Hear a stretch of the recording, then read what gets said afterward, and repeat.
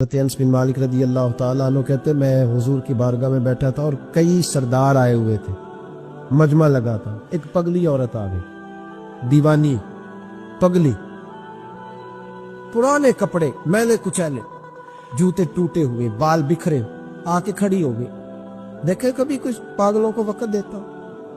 ہمارے ہاں تو پیر سیانوں کو وقت نہیں دیتے، صرف اتنی بات ہے کہ وہ غریب ہے، پیر سے بھی ٹائم لینے کے لیے بازاروں میں جانا پڑتا ہے۔ ہاں یہاں بھی معیار بدل گیا ہے۔ خدا بندہ یہ تیرے سادہ دل بندے کدھر جائیں؟ درویشی بھی عیاری ہے، شہنشاہی بھی عیار، کدھر جائیں؟ کس کو جا کے کہاں رونا روئے؟ آ کے کھڑی ہو گئی پاگل عورت، یا رسول اللہ کوئی بات کرنی ہے۔ میرے کریم محبوب نے توجہ فرمائی ہی تھی کہ اس کے محلے کے لوگ کھڑے ہو گئے، کہنے لگے حضور یہ تو پاگل ہے، ایسے ہی کرتی رہتی ہے، آپ کا ٹائم بڑا قیمتی ہے۔ حضرت انس کہتے ہیں حضور کو جلال آ گیا، اور میں خاموش ہو جاؤ، مجھ سے بات کر رہی ہے کہ تم سے کر رہی ہے؟ تم کون ہوتے ہو مجھے مشورہ دینے والے؟ بیٹھ جاؤ۔ محبوب نے فرمایا کیا بات ہے بی بی بتاؤ؟ کہنے لگے یہاں نہیں، اکیلے میں بات کرنی۔ حضور میں نے اکیلے میں؟ فرمایا چل میں تیرے ساتھ چلتا ہوں۔ آپ کو کہانی نہیں سنا رہا، اس رسول کی بات سنا رہا ہوں جس رسول کی ہر بات ہمارے لیے دستور حیات ہے۔ لکھ لو اس کو دل کی تختی پر، پاگل خانے بند ہو جائیں اگر لوگ دکھ سننے شروع کریں۔ یہ اگر آنسو نکل کے بہ جائیں نا تو بڑے کم غلط ہو جائیں، لیکن آنسو بہتے نہیں ہیں۔ اب خون اندر ہی گرنے لگا ہے، اب اندر کے دکھ اندر پسنے لگے ہیں۔ اب ماں بڑے غم لے کے کفن میں منہ چھپا کے چلی جاتی ہے، اب بہنیں پردیس میں 4 بھائیوں کے ہوتے ہوئے بھی لاوارثوں جیسی زندگی گزارتی ہیں۔ اب کوئی نہیں رہا پوچھنے والا، اب محلے میں ایک غریب گھر کو 6 امیر گھر مل کے نہیں سنبھال سکتے، بس حکومت ہی آئے گی تو کرے گی، حکومت ہی آئے گی۔ اب نہیں رہا ہمارا وہ ذوق، اخلاقی قدروں کی کمزوری نے ہمیں بڑا نیچے لا کھڑا کیا ہے۔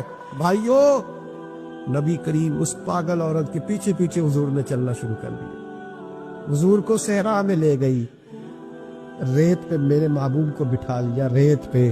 ایسا کوئی محبوب کہیں ہوگا نہ کہیں ہے، دیکھو بیٹھا ہے چٹائی پہ مگر عرش نشی ہے۔ حضور بیٹھ گئے تو حضور سے پاگل نے کیا باتیں کرنی ہوتی؟ اس نے کوئی امور سلطنت پر گفتگو کرنی تھی، لیکن وہ آ کے کہتی یا رسول اللہ ان بچوں کو منع کرے، مجھے روڑے مارتے۔ فرمایا میں کہہ دوں گا آج کے بعد نہیں ماریں گے۔ کہا یا رسول اللہ یہ لوگ مجھے پاگل کہتے ہیں۔ فرمایا منع کر دوں گا، کوئی نہیں کہے۔ حضور کوئی میری بات نہیں سنتا، تو جناب انس کہتے جب کہا کوئی نہیں سنتا تو حضور رو پڑے۔ فرمایا جب دل کرے میرے پاس آ جانا، میں سنوں گا نا تیری بات۔ دیر تک کریم رسول نے بات سنی، کوئی بھی اتنا مصروف نہیں جتنی مصروف میرے نبی پاک کی زندگی ہے۔ 23 سالوں میں دنیا کو بدلنا ہے، لیکن ایک پاگل کو اتنا وقت دینا، اس کی تربیت کر گزرنا۔ حبیب کریم علیہ السلام دیر تک سنتے رہے۔ وہ خاتون اپنی مرضی سے اٹھ کے کھڑی ہوئی اور کہنے لگی میں تھک گئی ہوں، اب آپ جائیے۔ تو حضور پھر مسکرائے، فرمایا دل دوبارہ کرے نا جب بھی تو فٹافٹ آ جانا، میرا دروازہ کھلا ملے گا۔ یار جو لوگ زندگی میں بڑا سکون لینا چاہتے ہیں نا، وہ کسی اس طرح کے بندے کی خدمت کر کے دیکھیں۔ جو بڑا سکون لینا چاہتے، بڑا جو راحت لینا چاہتے، وہ کسی ایسے شخص کی خدمت۔ ہمارے دیہات کی نانیاں دادیاں بڑی سادی ہوتی، انہیں ضرورت ہوتی ہے کہ تھوڑی دیر، ابا جی نے کچھ بھی نہیں کہنا، آپ نئی پجارو خریدنے لگے ابا رکاوٹ نہیں ڈالے گا، لیکن ابا سے مشورہ ضرور کریں، ان سے پوچھیں ضرور کہ گاڑی بدلنے جا رہا ہوں۔ والد کا مشورہ ہی تیرے کام میں برکت پیدا کر دے، اس کی صرف رائے ہی تجھے بڑا کر دے۔ آپ ضرور مکان تبدیل کریں اور کئی منزلہ بنائیں، لیکن تھوڑی دیر ابا کے پاس جائیں کہ اگر آپ کہیں تو مکان بدل لوں، اس لیے کہ والد کا صرف مشورہ نہیں ہوگا، اس کی دعائیں بھی تیرے ساتھ ہو۔ یہ انفرادیت تجھے ملے گی سادے لوگوں کے ساتھ، ایسے لوگوں کے ساتھ جو بلکہ امام یوسف صالح نے تو ایک بڑی خوبصورت بات لکھی ہے، کہتے ہیں ایک حضور کا پینڈو تھا، حضور فرماتے تھے یہ ہمارا دیہاتی اور ہم اس کے شہری ہیں۔ ہم کسی کو پینڈو کہتے ہیں اسے بھی غصہ آتا ہے۔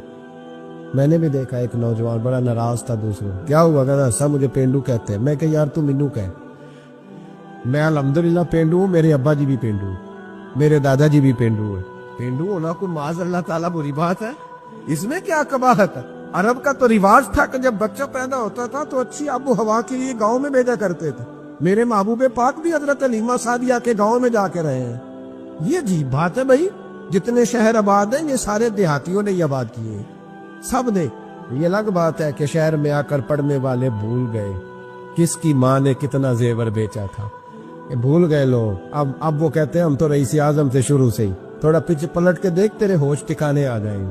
ذرا پیچھے پلٹ کے دیکھ کہ تو کیا تھا اور آج تو کہاں کھڑا ہے، پھر دیکھ تیرا معیار سوچ کا بدل جائے، پھر ذرا تیری طبیعت۔ حضور فرماتے ہیں ہمارا دیہاتی ہے، ہم اس کے شہری ہیں۔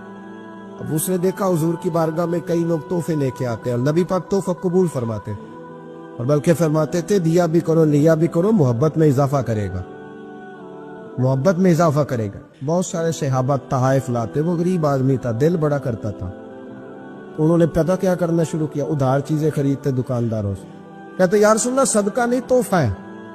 حضور تنابل فرما لیتے، جب دیکھتے نا کھا لیا ہے صحابہ نے بھی، تو کہتے حضور دکاندار کے پیسے بھی دے دیں، حضور وہ بھی ذرا ادا فرما دے، بھیجے کسی کو۔ تو حضور فرماتے میں نے کہا تھا لا کا، حضور کہا تو نہیں تھا پر کھایا تو ہے نا، آپ نے تنابل تو فرمایا ہے نا۔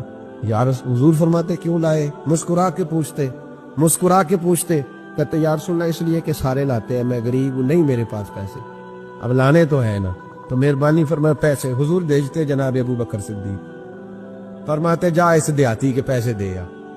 حضرت ابو ہریرہ کہتے ہیں جب حضور غم امت میں پریشان ہوتے تھے نا، تو ہمارا دل کرتا تھا کاش آج وہ آ جائے، وہ آئے گا تو حضور کو ہنسائے گا، دل کرتا تھا آج وہ آ جائے۔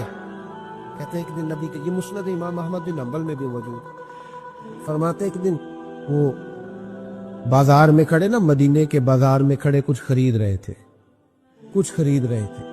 ہمارے یہ بڑا آسان ہے، آپ تھوڑے تگڑے ہو کے رہیں، بولیں ذرا کم، سخت مزاج رہیں، دنیا خود بخود ڈرے گی، لیکن یہ اصل نہیں ہے۔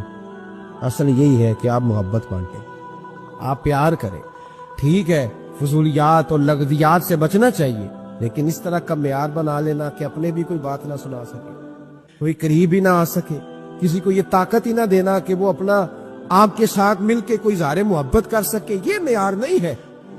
ایک دن وہ چوک میں کھڑے کچھ خرید رہے تھے تو اللہ کے حبیب تشریف لائے، حضور نے نہ دیکھ لیا کہ انہوں نے نہیں دیکھا حضور کو، نبی کریم پیچھے سے تشریف لائے دبے پاؤ۔ کبھی دیکھا ہے کوئی مرید کے ساتھ اس انداز میں چوکوں میں اس طرح پیار کرے؟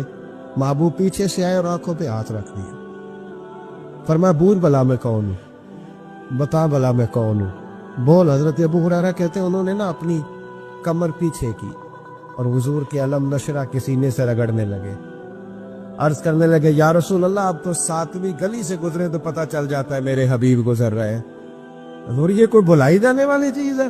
تو 7ویں گلی سے 7، اور حضور مجھے کوئی بھلا سکتا ہے؟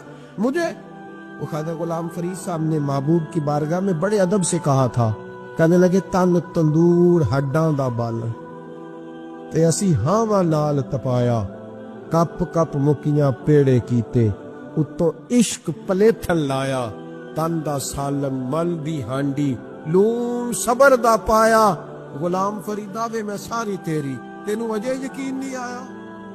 میرے نبی پاک صلی اللہ، ایک شخص حضور کے سامنے بیٹھا ہے تو منہ چڑھا چڑھا کے باتیں کر رہا ہے، کچھ لوگ نقلیں اتارتے، اور بزرگوں کی نقل اتارنا اور بزرگوں کی توہین کرنا یہ رب کو سب سے ناپسندیدہ فعل ہے۔ توہین کے انداز میں نقل اتار، تو کہتے منہ چڑھا چڑھا کے باتیں کر رہے تھے، میرے حبیب نے فرمایا نہ ایسے کر، بڑے میٹھے انداز، کیوں اپنے منہ کو بگاڑ رہا، نہ کر۔ کہنے لگا جی ہے ہی ایسا۔ حضرت ابو ہریرہ فرماتے میں قریب بیٹھا تھا، حضور مسکرا رہے، اور نہ کر ایسے۔ کہنے لگا جی یہ میرا ابو ہے ہی ایسا۔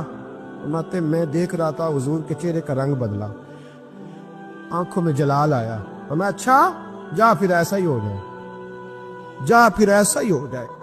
کہتے ہیں میں نے دیکھا اس آدمی کا منہ بگڑ گیا۔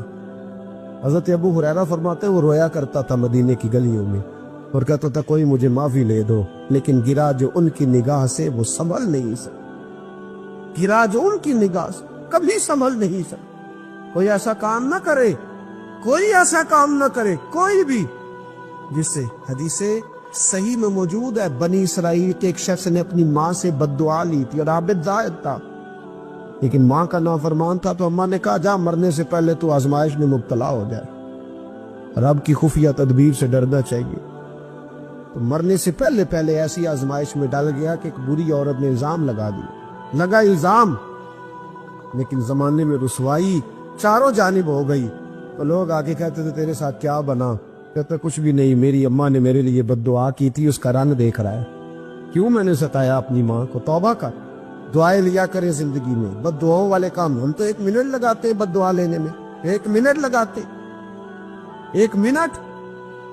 ایک میں بزرگوں کا پڑھ رہا تھا ایک دفعہ اخبار میں، تو ان کی آنکھیں کالی ہو گئی، اندر سے کالی ہو، بیچارے نابینا ہو گئے۔ کسی نے ان سے کہا کہ ہوا کیا؟ تو کہنے لگے ایک شرارتی لڑکے نے میرے آگے کھڑے ہو کے 2-3 دفعہ ریس دی تو دھواں میرے منہ پہ پڑا، تو آنکھوں کے اندر گھس گیا ہے، بڑے علاج کرائے، لیکن اس کی شرارت تھی نا۔ تو وہ کہتے ہیں میں تو یہی کہتا ہوں کہ اللہ کرے تجھے بھی کبھی یہ معاملہ ہو، تجھے پتا چلے۔ ہم نہیں، باز ہی نہیں آتے، ہم کسی کو تکلیف دینے کا کوئی موقع ہاتھ سے جانے نہیں دیتے۔ میرے عزیزو یاد رکھو، ڈھونڈا کرو کہاں کہاں کس کس کو ستا بیٹھے، کس کس کی توہین کر بیٹھے، کہاں کہاں ہم نے لوگوں کے بد دعائیں اکٹھی کی۔ بد دعائیں پیچھا کرتی ہیں، اور جس طرح دعا پیچھا کرتی ہے بد دعا بھی پیچھا کرتی ہے، وہ پیچھے پیچھے چلتی ہے، وہ تاڑتی ہے۔ عتبہ نے میرے رسول پاک صلی اللہ علیہ وسلم کی بے ادبی کی، حضور علیہ السلام کے چہرہ انور پر اس نے معاذ اللہ ثم معاذ اللہ تھوکنے کی ناپاک جسارت کی۔ میرے حبیب نے دعا فرمائی، یا اللہ، اللہم سلط علیہ کر، اللہ اس پر درندہ مسلط کر دے۔ ابو لہب کا بیٹا تھا، رات کو جب سوتا تھا تو ابو لہب 2-4 بندوں کو معاوضہ دے کے کھڑا کرتا تھا کہ نیزے لے کے کھڑے ہو جاؤ، میرے بیٹے کے قریب کوئی نہ آئے۔ توجہ ہے آپ کی؟ نیزے لے کے کھڑے ہو جاؤ۔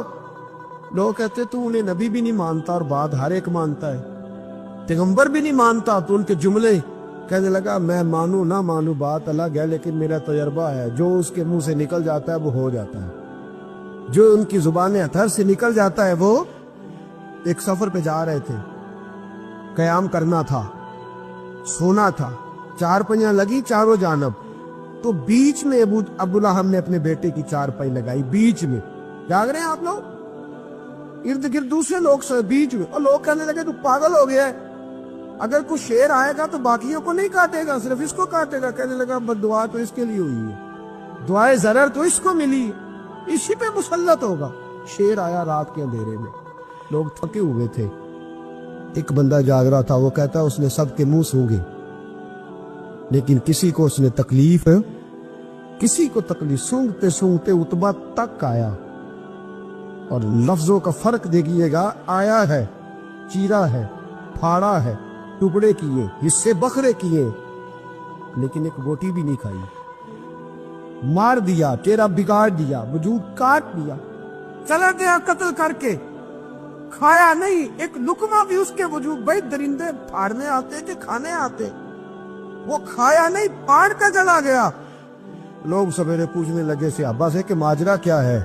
تو گویا صحابہ زبان حال سے کہہ رہے تھے گستاخ کا گوشت گندا ہوتا ہے، جانور بھی نہیں کھایا کرتے، گندا ہوتا ہے، یہ ہے میت کسی بے ادب کی، منہ دکھانے کے قابل نہیں ہے، ان کے دشمن پہ لعنت خدا کی، وہ رحم پانے کے قابل نہیں ہے۔ میرے رسول پاک صلی اللہ علیہ وسلم کی زبان اطہر سے اگر کبھی کسی شخص کے لیے ایسا جملہ نکل گیا تو پھر اس نے بھی اس کا پیچھا کیا، لیکن میرے حبیب نے دعائیں ہی دی۔ ام حرام، یہ بخاری کی حدیث ہے، ایک خاتون ہے رضی اللہ تعالیٰ عنہ، وہ کہتی ہیں ایک دن نا میں نے کہا یا رسول اللہ میرا دل کرتا ہے میرے گھر آئیں، تو حضور تشریف لائے تو بڑے تھکے ہوئے، معمول سفر تھا، تو کہتے تھکے ہوئے تشریف لائے تو حضور آ کے بیٹھے ہی تو میں نے دیکھا کہ نیند کی طرف توجہ ہے حضور کی، کہتے میں نے تکیہ پیش کیا تو میں قربان جاؤں محبوب میرے گھر میں آرام کرنے لگے، کہتی ہم سارے نظارے دینے لگے، دیکھو ہم کتنے خوش قسمت ہیں کہ ہمارے بسترے بھی نور والا نور ہو گئے، ہمارا گھر بھی چمک گیا، روشنی پھیل گئی۔ کہتے حضور سوئے جب اٹھے نا تو مسکرا رہے تھے، حضور اٹھے تو اس زمانے میں کوئی تصور نہیں تھا بیڑی بیرے کا، کشتی جو سمندر میں چلتی ہے اس کا تصور ہی نہیں تھا، ابھی قریب قریب نہیں بنتی تھی وہ کشتی، دور دور علاقوں میں بنتی تھی، اور اگر